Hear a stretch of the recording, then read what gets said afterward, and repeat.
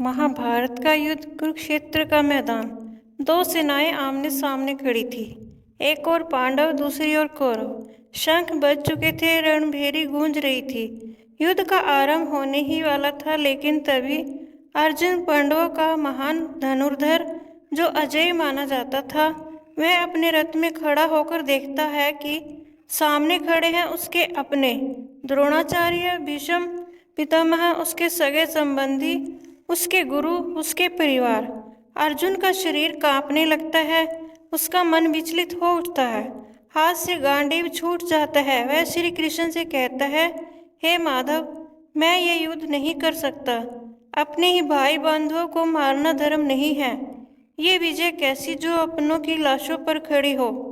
और यहीं से प्रारंभ होता है भगवत गीता का दिव्य संवाद।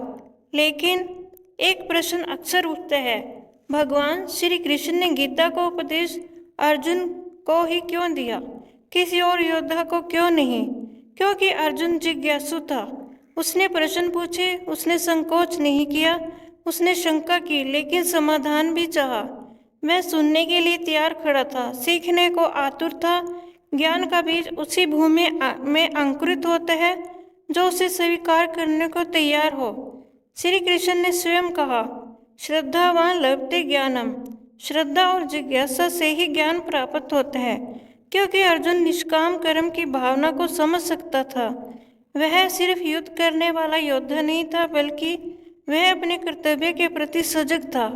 वह जानता था कि केवल जीतना ही सब कुछ नहीं है, धर्म के साथ जीतना ही सच्चा उद्देश्य है। गीता का सार यही है, कर्म करो, फल की चिंता मत करो। और यह गुण सिद्धांत अर्जुन जैसा विवेकी ही समझ सकता था, क्योंकि अर्जुन का हृदय निर्मल था, उसमें अहंकार नहीं था। उसने भगवान से कहा, मैं आपका शिष्य हूँ, मुझे मार्ग दिखाइए। जब तक हम अपने मैं को नहीं छोड़ते, तब तक सच्चा ज्ञान नहीं मिल सकता। अर्जुन ने स्वयं को पूरी तरह श्री कृष्ण के चरणों में समर्पित कर दिया। और सबसे महत्वपूर्ण कारण, अर्जुन मानवता का प्रतिनिधि था। उसकी शंका, उसका द्वंद्व, उसका दुख और डर, ये सब हम सभी में है। अर्जुन का संघर्ष केवल उसका नहीं था, वो हर इंसान का था जो जीवन के किसी मोड़ पर असमंजस में होता है। श्री कृष्ण ने अर्जुन को उपदेश देकर समस्त मानवता को मार्ग दिखाया। गीता केवल अर्जुन के लिए नहीं थी, वो हमारे लिए थी, तुम्हारे लिए थी, हर उस व्यक्ति के लिए थी जो जीवन में युद्ध में खड़ा है और निर्णय नहीं ले पा रहा।